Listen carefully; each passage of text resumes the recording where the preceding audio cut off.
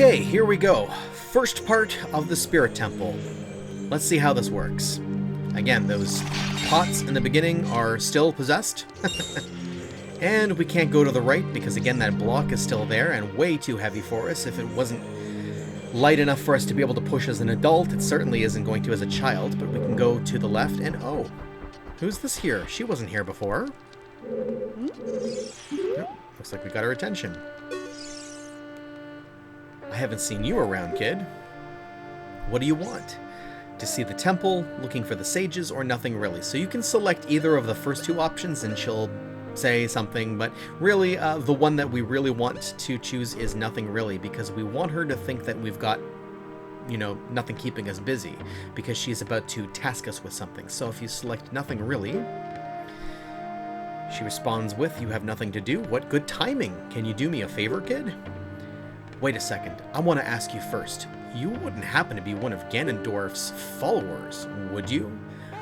What if I am or I hate Ganondorf? So you get a different response from her depending on which answer you choose to give, but it doesn't actually matter. Either one is fine. So let's give her some attitude. What if I am? Wah, don't try to act cool, kid. I was just asking. A kid like you could never be one of Ganondorf's followers.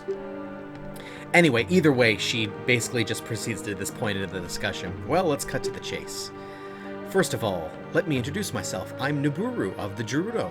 I'm a lone wolf thief. So we were told when we were in Gerudo's fortress that Naburu was second in command, only to Ganondorf being the only person who's above her in the chain of command. But don't get me wrong. Though we're both thieves, I'm completely different from Ganondorf. With his followers, he stole from women and children, and he even killed people. A kid like you may not know this, but the Gerudo race consists only of women. Only one man is born every 100 years. Even though our laws say that lone male Gerudo must become king of the Gerudo, I'll never bow to such an evil man. By the way, what is your name, kid? Jordan? What kind of a name is that? Well, anyway. I know I'm not from around here, okay? I want to ask you a favor. Will you go through this tiny hole and get a treasure that's inside?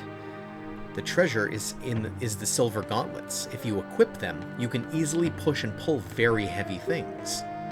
No, kid. Don't even think about taking this treasure for yourself. The silver gauntlets won't fit a little kid like you if you try to equip them. I want you to be a good boy and give them to me. Ganondorf and his minions are using the Spirit Temple as a hideout. Only the silver gauntlets will allow me to sneak deep into the temple. Once there, I'm going to steal all the treasure inside and mess up their plans. How about it? Will you do it? Yes. Thanks, kid. You and I, let's give Ganondorf and his followers a big surprise, shall we? If you can successfully get the silver gauntlets, I'll do something great for you. Alright. So. On we go. Ooh, it's pretty dark in there. If you just push forward, crawl through the tunnel. Here we go. So this first room here. Ooh, okay. First thing I should note here, we got fire keys flying around, and they're going to be in a lot of this dungeon, actually, so we should switch to our Hylian shield to make sure that our Deku wooden shield doesn't accidentally get burned up on us. Oh, you see? Right there. I didn't even see that coming. We would have been down a shield already. Oh, sure, fly away. And look at that, as soon as they lose their flames, what do? Like the cowards they are, retreat and fly right into the flaming torch and reignite themselves again. Okay, so we can take out those keys, just waiting for us there on the wall. And whoa! That is spooky. Just approaching that Armos and getting too close to it activated it. Let's see if we can attempt it close with a bomb here. Alright, we got it. Run away before it blows. Alright. And because we defeated all the enemies in the room, the bars were now lifted on that door as well as this door. You'll also note that there's another tiny hole that we can climb through here, Or crawl through, I should say. But first we're going to go this way. Whoa! Stalfos! These guys are not easy to deal with as a child. And actually we are going to want to temporarily re-equip our Kokiri shield so that we can actually defend with it while moving around. We're going to want this as a child, for sure. If you're not sure of your ability here, now might be another good opportunity to use Nehru's Love and take advantage of the protection it gives you.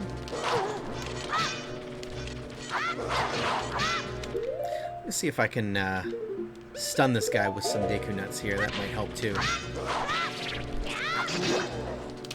Always helpful to get in with our jumping attack there. But it's a little bit harder to do as a child because you've got limited range with your smaller sword. So stunning it there is useful. That's a big green bubble for sure. Wow.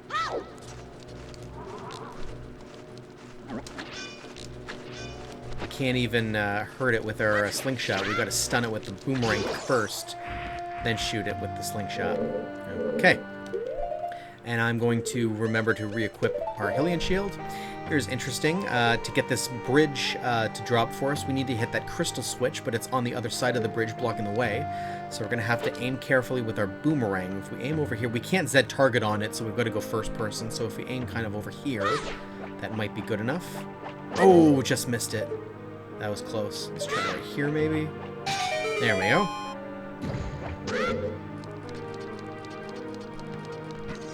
Whoa, more possessed pots. And get this tiny chest here. Just a few measly rupees. If we had come in from the other side, we would have been able to just swipe to the switch with our sword, but no matter. And if we come in here, yes. Now, here's a new enemy that we haven't encountered yet. Anubis. It's vulnerable to fire. So, we can do one of two things here. What we could do is do the cheap way and just bust out our Din's Fire, and it would automatically just burst into flames and be taken out with like that. But there's another kind of a trickier way that I'm going to show you how to do it. What you'll notice is that these Anubis guys move around the room depending on your position.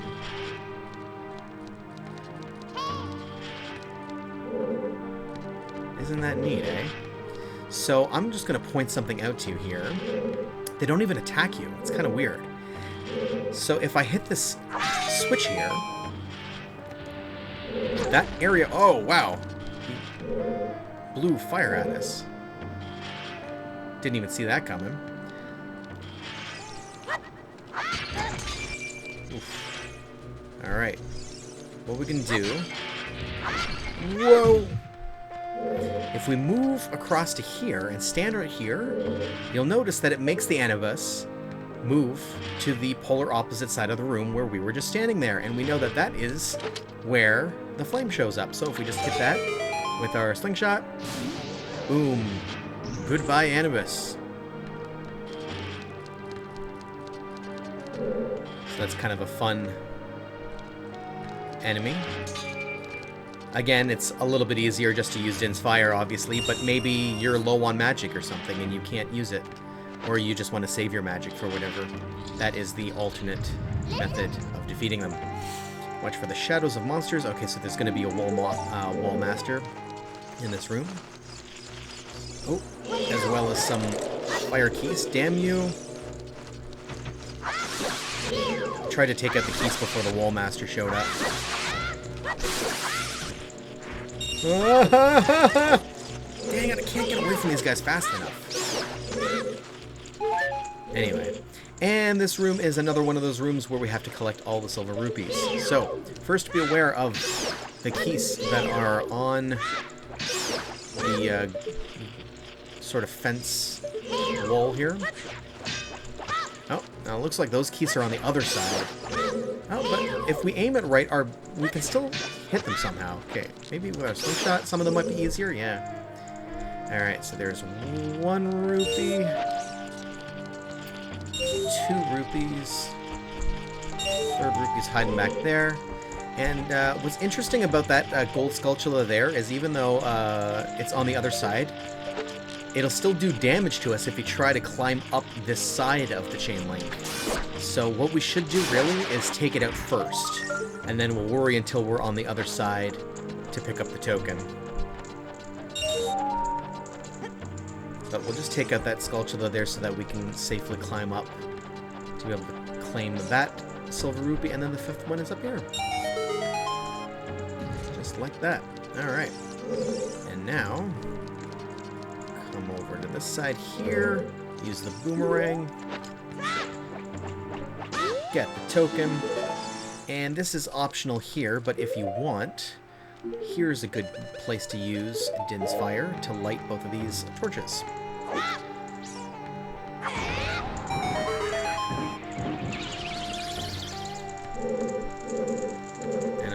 Drop the chest over here. Alternately, you can just use a Deku stick and bring the fire from that torch over to the other ones. I just felt like using Din's Fire. And here we are back in this room again. And the whole reason of going through that was to collect the small key, because we're going to need it immediately upon exiting the other side of this tunnel. Right away, we're confronted with a locked door. There we go. You can break these little boxes here. See if we can get some ammo. There we go. Yeah, Deku nuts, always helpful. And bombs. Alright. Okay. Let's look up this wall here that obviously we can climb. But, see if we can take out those Skulltulas first. Yeah.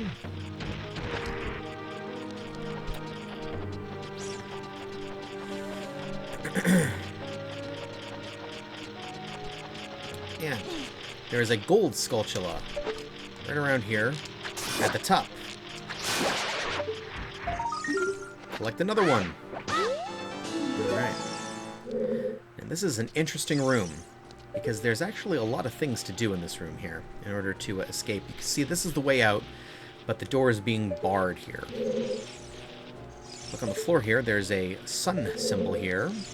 And I don't think we've encountered these before, but the deal with these guys here is that they're also another kind of a switch that activates something. In this case, I believe it is the activation that is required to make the bars go up and allow us to exit.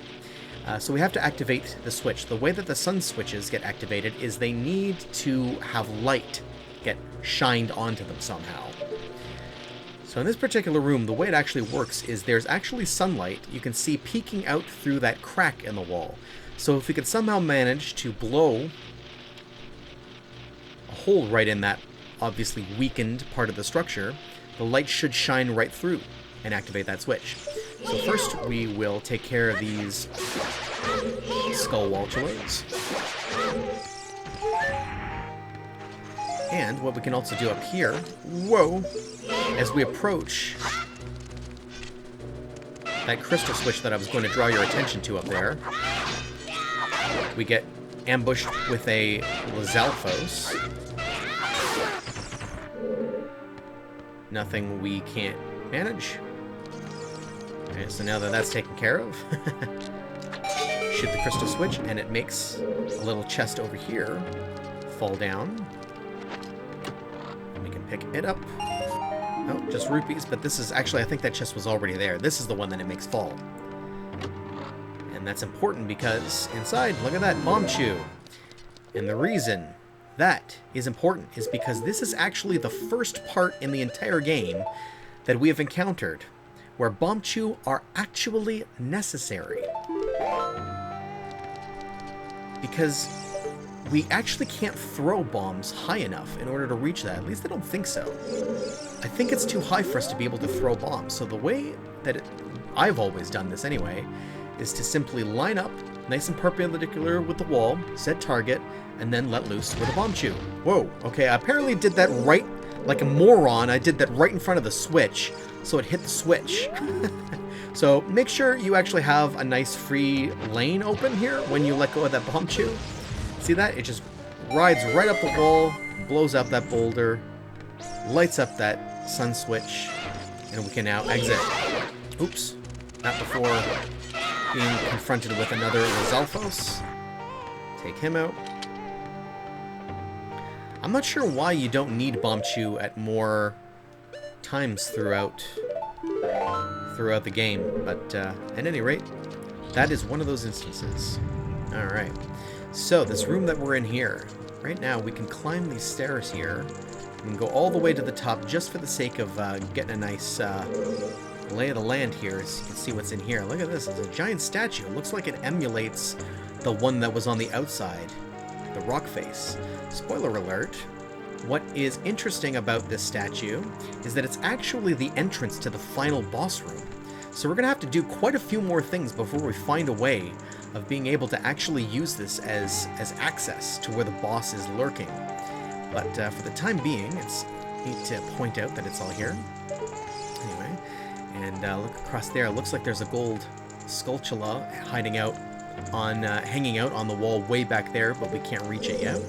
And then over here, the exit out of here, the way is barred, so we can't do anything there yet either. So we're gonna have to come all the way back down.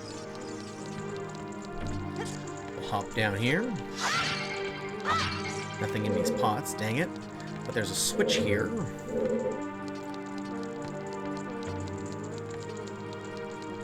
Come along here. You can see on the other side it's mirrored.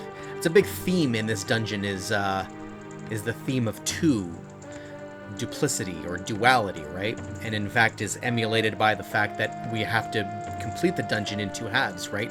First as a child and later as an adult. So you can see mirroring it is a balanced side to the room, but we can't access that unless we're an adult because we need to have our hook shot or long shot in order to be able to hook onto that target. So we can't gain access to that area just yet. I think coming around here is another possessed jar, I think. Yep, there we go. And anyway, this is the main reason we want to drop down here. And oh, look, here's another way that we can get to, but it's also temporarily barred. Alright, but if we once again bust out our handy Din's Fire, standing right here in the middle of this platform, between these two torches, and use Din's Fire to light both torches. Appearing right here is our first major treasure chest, which I believe should be the dungeon map. There we go. Excellent. Okay. Now, this switch down here opens one of the exits out of the way, but it's actually a pressure plate. So something needs to be holding it down in order for the exit to continue to be held open. So what we can actually do is this particular Armos isn't the type that comes alive and attacks you. So we can actually just shove it right off the edge like this. And it'll fall right onto the switch and hold it down. So, I believe that's the exit at the top. That's the one that one controls. So we'll make our way all the way up to the top. Yep, here we go. Here. Okay, now here is an interesting room as well. There's actually 3 different challenges that there are to complete in this room. The first challenge, I believe, is... well, actually, just before I proceed any further here, I'm going to take out a couple of these Beamoses here, just so that we can take care of that immediate threat. Avoid all the spiky traps. But yeah, the first challenge is there's some torches in the room that we want to light them all. The second challenge is there's a sun switch up on top of one of these blocks here that we want to activate. And the third challenge is to collect all of these silver rupees. And it doesn't really matter the order that we complete them in, I don't believe. Although, in order to light all of the torches, we're going to need a fire source. So we are going to have to do one challenge before that one, at least, in order to get a flame source available to us.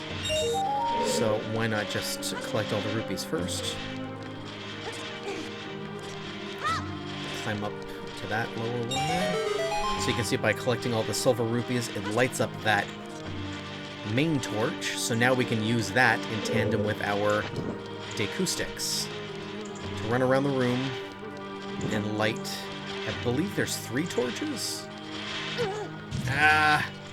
Dang it, and there's like only barely enough time to light them all before our fire goes out. There's the 3rd one there. Oh, but the first one must have gone out by now, so we'll just run over this way. There we go. Alright. Second challenge down. Nothing too difficult. And open up the chest that appeared as a result of it.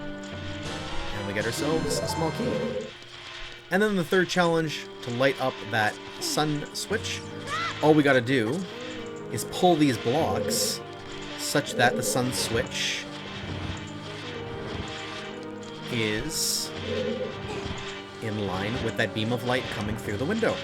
So we just move those blocks like so that we get access to the block that has the sun switch on it. And all we do is push or pull it, like I said, into that beam of light.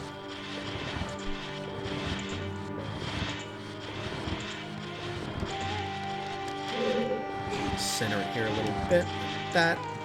And then push it the rest of the way right into the light.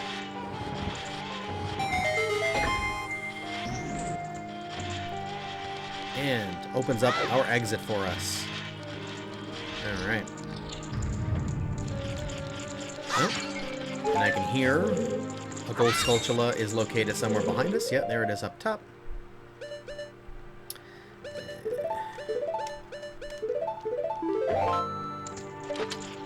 We'll try saving some of our Deku seats here.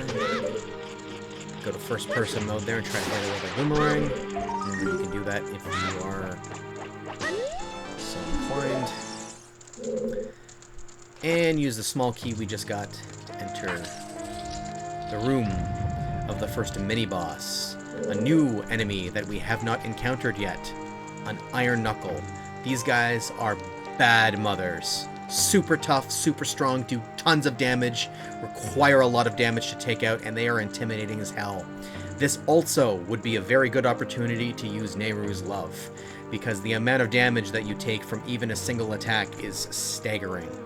But I'm going to try it without him, and all you do to activate the battle... Actually, first I think what I'm going to do is get out my Deku shield so that I can actually block. Although, actually, you know, come to think of it, I'm not sure that you actually can block this guy's attacks, because his punch packs such a wallop. I don't think that it actually does help you. But you activate him and bring him to life by attacking him here.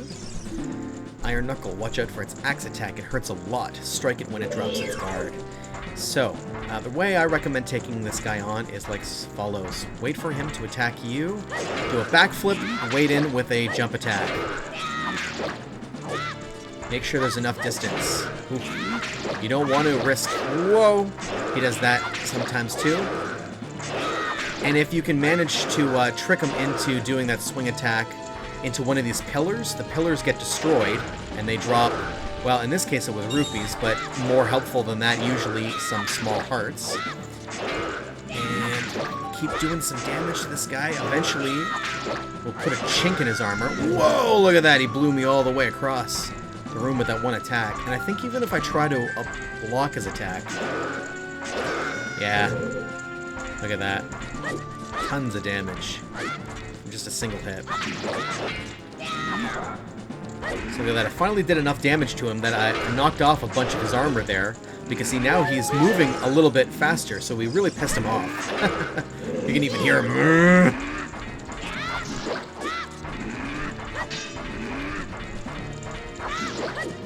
Kind of get in a quick little stab attack sometimes like that. Catch him off guard.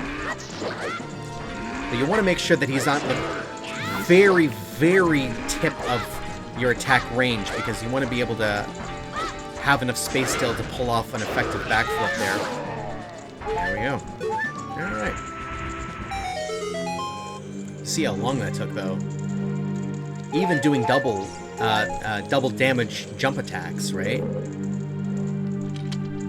Vigorant Sword is really going to come in handy there. But anyway, we now have access to this back room here. Hey, Kapora Gabora. Hey, what's up, Jordan? Surprised to see me? I kind of am, considering I saw you here when I was an adult. You've been here for a while, apparently. A long time in this world is almost nothing for you, is it? How mysterious. Even I thought that the tales of a boy who could travel back and forth through time was merely a legend. Jordan, you have fully matured as an adult. From now on, the future of all people in Hyrule is on your shoulders. Maybe it's not my time anymore. Here is my last advice. 2 witches inhabit this temple.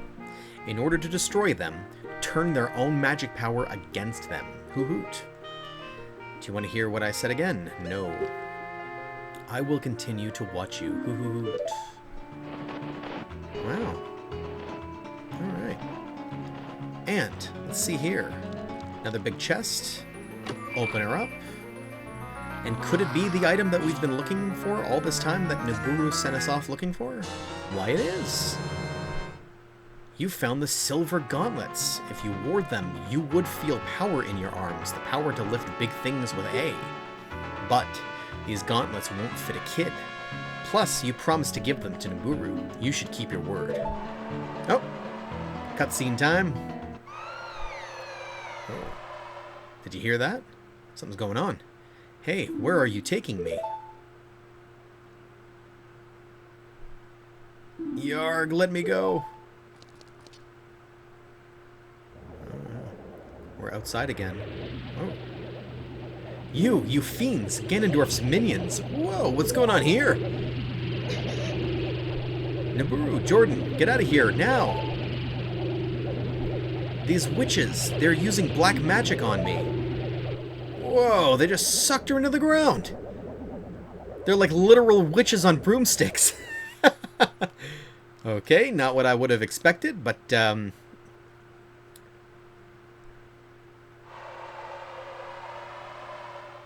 whoa, dang.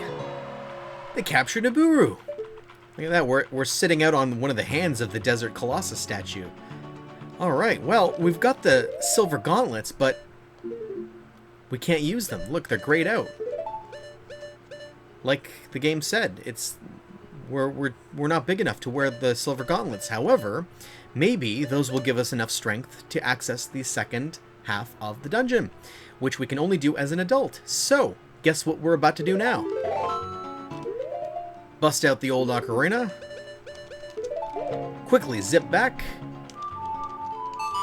to the Temple of Time. And reclaim the Master Sword.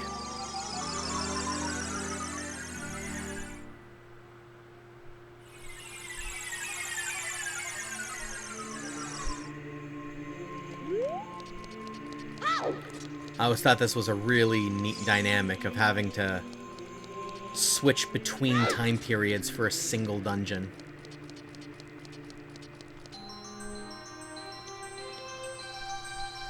Alrighty, back to the future we go.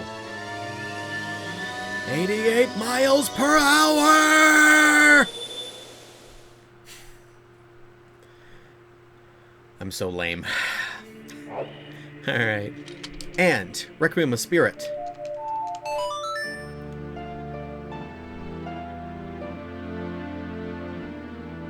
Fly back to the Desert Colossus. And look at that. He's now wearing the silver gauntlets automatically. They just equip. Not bad, eh? Boy, those are pretty flashy. You'll also notice, too, in the equipment subscreen here, they replace where our Goron bracelet was. So that's now also an upgrade to our strength. Look at that. We've got the biggest quiver, the biggest bomb bag, also the biggest bullet bag when we don't have the quiver equipped as a child, and the biggest scale. So now we finally have an upgrade to our strength indicator there. So now, make our way back over to the Desert Colossus, although what we can do first is take advantage of that magic bean leaf that appeared since we planted that last bean as a child. And we're going to want to use it here to get our timing right here, jump off right here as it gets us to the top of that pillar, because we can find another piece of art. Look at that. You've completed another heart container. Your maximum life energy is increased. We are now up to 19 hearts. And with that, ladies and gentlemen, we have, believe it or not, finally attained the final piece of heart in the game. There was only one more heart for us to be able to accumulate, and that is gained from a full heart container that we get from beating this dungeon's final boss. Also, what we can do here, one more thing, if we turn it to nighttime, another gold Skulltula appears on top of one of those sand dunes that we can only get access to by using the magic bean leaf. Hop off here, and there it is. Alright. Now that we've done all of that, we've done basically everything there is to do out this way, we are ready to re-enter the dungeon and complete the second half. First, I'm just going to turn it back to day again. Again, totally don't have to. I'm just OCD about that. And here we go.